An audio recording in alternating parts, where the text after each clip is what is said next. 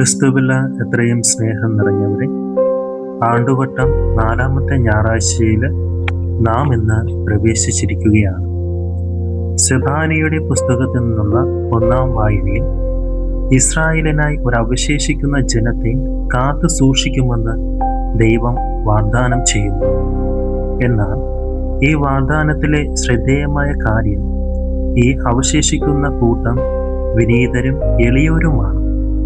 ദൈവത്തിൽ ആശ്രയം അർപ്പിക്കുന്ന ഈ വിനീത ജനതയുടെ ഭാഗമാകാൻ സഭയിലൂടെ ദൈവം നമ്മെ ക്ഷണിക്കുന്നു. സത്യസന്ധത, വിനയം, ദൈവത്തോടുള്ള അനുസരണം എന്നിവയിലൂടെ ഈ അവശേഷ ജനത്തിൻ്റെ ഭാഗമാകുവാൻ നാം വിളിക്കപ്പെട്ടിരിക്കുന്നു. ചിലപ്പോഴൊക്കെ ദൈവം നമ്മെ ക്ഷണിച്ചിരിക്കുന്ന ഈ ഉന്നതമായ പദവിയെ നാം ചെറുക്കാൻ ശ്രമിക്കാറുണ്ട്.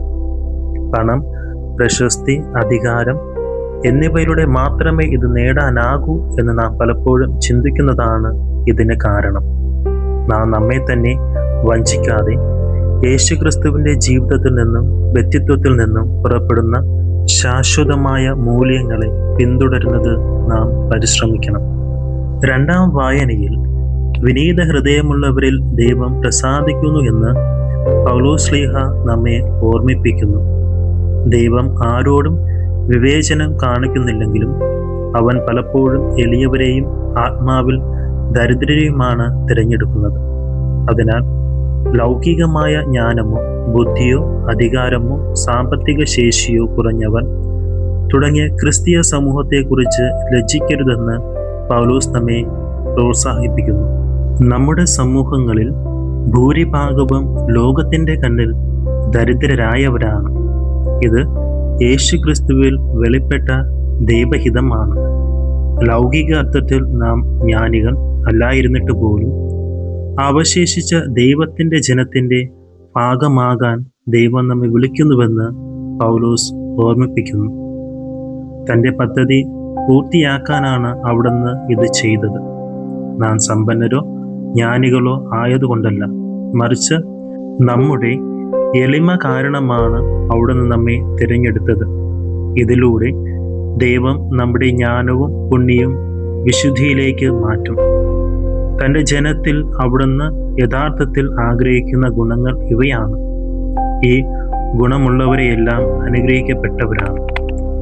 ഇന്നത്തെ സുവിശേഷം മലയിലെ പ്രസംഗത്തിൽ നിന്നുള്ളതാണ്. 1-ാം വായനയിൽ ദൈവം വാഗ്ദാനം ചെയ്ത അവശേഷിച്ച ജനത്തിൻ്റെ ഭാഗമാകാൻ ദൈവം സഹായിക്കുന്ന ഏറ്റവും പ്രധാനപ്പെട്ട ക്രിസ്തീയ പുണ്യങ്ങളെക്കുറിച്ച് ക്രിസ്തു നമ്മെ ഓർമ്മിപ്പിക്കുന്നു. വിശുദ്ധ മത്തായി ശ്ലീഹ യേശുവിനെക്കുറിച്ച് ശ്രദ്ധേയമായ ചില കാര്യങ്ങൾ പങ്കുവയ്ക്കുന്നുണ്ട്. യേശു ജനക്കൂട്ടത്തെ കണ്ടപ്പോൾ മലമുകളിൽ കയറി. അവൻ അവിടെ ഇരുന്നപ്പോൾ ശിഷ്യന്മാർ അവൻ്റെ അടുക്കൽ വന്നു എന്ന് മത്തായി ശ്ലീഹ രേഖപ്പെടുത്തുന്നു. ഇവിടെ 2 കാര്യങ്ങൾ നാം ശ്രദ്ധിക്കേണ്ടതുണ്ട്. യേശു മലമുകളിലേക്ക് പോയതും അവിടെ ഇരുന്നു എന്നതും. എന്തിനാണ് യേശു പ്രസംഗം നടത്താൻ ഒരു മല തിരഞ്ഞെടുത്തത്? തീർച്ചയായും അതിൽ ഒരു പ്രത്യേകതയുണ്ട്. തൻ്റെ പരസ്യജീവിത കാലത്ത് യേശു അനേകം പ്രസംഗങ്ങൾ നടത്തിയിട്ടുണ്ട്. അവയിൽ ഭൂരിഭാഗവും പലതരത്തിലുള്ള സാഹചര്യങ്ങളിലായിരുന്നു. എന്നാൽ മത്തായിയുടെ സുവിശേഷത്തിൽ മലയിലെ പ്രസംഗം യേശുവിൻ്റെ ആദ്യ പ്രസംഗമാണ്. തൻ്റെ വാക്കുകളിലൂടെ മാത്രമേ ആ സാഹചര്യത്തിലൂടെയും അവിടെ ഇരിക്കുന്നവരിലൂടെയും യേശു നമ്മെ ചിലത് പഠിപ്പിക്കുന്നു. എന്തുകൊണ്ടാണ് യേശു തൻ്റെ ആദ്യ പ്രസംഗത്തിനായി ഒരു മല തിരഞ്ഞെടുത്തത്? ഇതിനുള്ള ഉത്തരം മത്തായി തൻ്റെ സുവിശേഷത്തിലുടനീളം വ്യക്തമാക്കുന്നുണ്ട്. യേശുവിനെ ഒരു പുതിയ മോശ ആയിട്ടാണ് മത്തായി അവതരിപ്പിക്കുന്നത്. മലമുകളിലെ ഈ സാഹചര്യവും പഠിപ്പിക്കാനായി അദ്ദേഹം ഇരുന്ന രീതിയും ഇതാണ് സൂചിപ്പിക്കുന്നത്. യഹൂദ മതത്തിൽ നിന്ന് ക്രിസ്തു മതത്തിലേക്ക് പരിവർത്തനം ചെയ്തവർക്ക് വേണ്ടിയാണ് മത്തായി ഈ സുവിശേഷം എഴുതിയത് എന്നതാണ് ഇതിനൊരു കാരണം. യഹൂദരെ സംബന്ധിച്ചിടത്തോളം മോശ അതുല്യനായ ഒരു പ്രവാചകനായിരുന്നു. പഴയ നിയമത്തിലെ നിയമാവർത്തന പുസ്തകത്തിൽ മോശയുടെ മരണത്തെക്കുറിച്ച് വിവരിക്കുന്നിടത്ത് ഇപ്രകാരം പറയുന്നു: കർത്താവ് മുഖാമുഖം കണ്ട മോശയെപ്പോലെ മറ്റൊരു പ്രവാചകൻ പിന്നീട് ഇസ്രായേലിൽ ഉണ്ടായിട്ടില്ല എന്ന്. ഈജിപ്തിൽ അദ്ദേഹം പ്രവർത്തിച്ച അടയാളങ്ങളും അത്ഭുതങ്ങളും ഇസ്രായേൽ ജനതയുടെ മുൻപിൽ അദ്ദേഹം കാണിച്ച ശക്തിയും അത്രമേൽ വലുതായിരുന്നു. എന്നാൽ ഈ അത്ഭുതങ്ങളെക്കാളൊക്കെ ഉപരിയായി മോശയെ ദൈവം തിരഞ്ഞെടുത്തത് തൻ്റെ ജനത്തിന് 10 കൽപ്പനകൾ നൽകാനായിരുന്നു. ഈജിപ്തിലെ അടിമത്തത്തിൽ നിന്ന് വാഗ്ദാന ഭൂമിയിലേക്ക് യാത്രയ്ക്കിടയിൽ സീനായി മലയിൽ വെച്ചാണ് ഇത് സംഭവിക്കുന്നത്. ജനങ്ങൾ മലയിനടിവാരത്തിൽ നിന്നപ്പോൾ മോശ മാത്രം ദൈവത്തിൽ നിന്നും കൽപ്പനകൾ സ്വീകരിക്കാൻ മലമുകളിലേക്ക് കയറിപ്പോയി. ദൈവം നൽകിയ നിയമങ്ങളുമായി ജനങ്ങൾക്കിടയിലേക്കാണ് മോശ പിന്നീട് ഇറങ്ങി വരുന്നത്. എന്നാൽ മത്തായിയുടെ സുവിശേഷത്തിൽ യേശു മാത്രമല്ല മലയിലേക്ക് കയറുന്നത്. അവൻ തൻ്റെ ശിഷ്യന്മാരെയും തന്നോടൊപ്പം മലയിലേക്ക് കൊണ്ടുപോകുന്നു.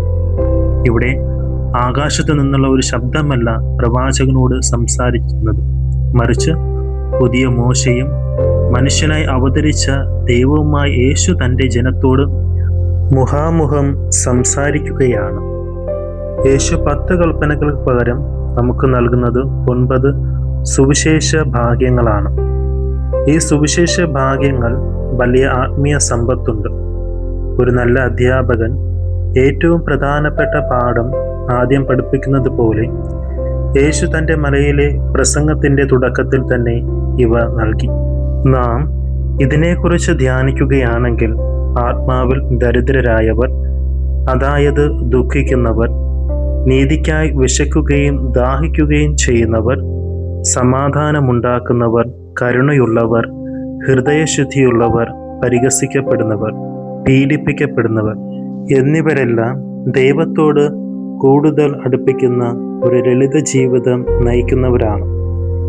എല്ലാ കാലഘട്ടങ്ങളിലെയും വിശുദ്ധരിൽ നാം കാണുന്ന ജീവിത അനുഗ്രഹങ്ങളാണ് ഇവർ.